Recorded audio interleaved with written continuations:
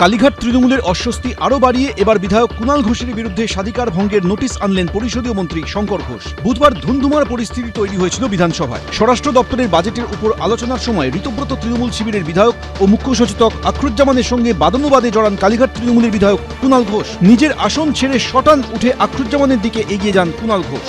বিভাগের ভারপ্রাপ্ত মন্ত্রী ও শুভেন্দু অধিকারী, প্রতিমন্ত্রী বিশাল লামা প্রত্যেক বাজেট ডিবেটের 2026-27 অর্থবর্ষে এরপরই অধিবেশন কক্ষ জুড়ে শুরু হয় হই হট্টগোল।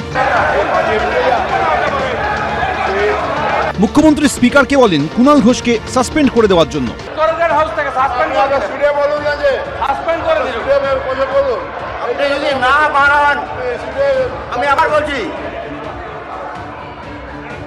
আমি আবার বলছি আপনি যদি না বসেন আমি কিন্তু সাসপেন্ড করে দেবো আপনাকে। এরপর কুণাল ঘোষকে বিধানসভা কক্ষের বাইরে নিয়ে যান মার্শালরা। বুধবারের পর বৃহস্পতিবারও ফের কুণাল ঘোষকে ঘিরে উত্তপ্ত হয়েছিল বিধানসভার অধিবেশন। এই অবস্থায় শুক্রবার কুণাল ঘোষের বিরুদ্ধে স্বাধিকার ভঙ্গের নোটিশ আনেন পরিষদীয় মন্ত্রী Shankar Ghosh.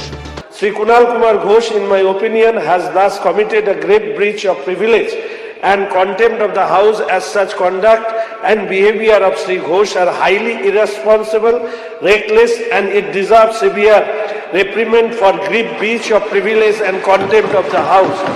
I am therefore to request you kindly to treat this as a notice of breach of privilege and to take appropriate action. আমাদের যিনি দলনেতা শোভনদেব চট্টোপাধ্যায় সেই অনুযায়ী একটি করে নাম অপোজিশন চিফ হুইপ আখরুজ্জামানকে দেন।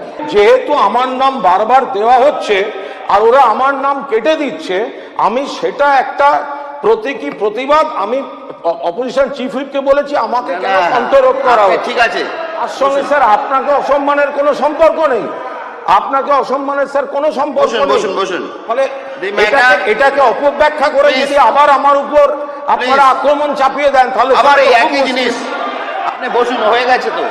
তবে এরপর চক্রান্তের অভিযোগ তুলে তাকে বলতে দেওয়ার সুযোগ দেওয়ার আবেদন করার জন্য অধ্যক্ষকে চিঠি দিয়েছেন কুণাল ঘোষ। সর্বভারতীয় তৃণমূল কংগ্রেসের একজন সৈনিক কুণাল ঘোষ কিভাবে ওনাদের মাথা ব্যথার কারণ হয়ে উঠেছে। কথায় কথায় সমালোচনা, শেষ পর্যন্ত প্রিভিলেজ। মানে ওনারা কি চান? আমার বিধায়ক পদ খারিজ করে দেবেন, নিয়ে নিন। যদি ব্যাকডোর দিয়ে প্রিভিলেজ মোশন দিয়ে আমার কাটতে চান, কেড়ে নিন। কিন্তু আমাকে বলতে দেওয়া হচ্ছে না, এটা আমি বলেছি এবং বলবো। আমি পরিষ্কার বলছি, আমাকে কোনো ডিবেটে বলতে দেওয়া হচ্ছে না।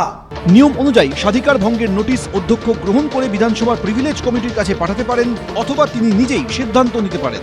আশাবুল হোসেন, উজ্জ্বল মুখোপাধ্যায়, এবিপি আনন্দ। এবিপি আনন্দ, এগিয়ে থাকে, এগিয়ে রাখে।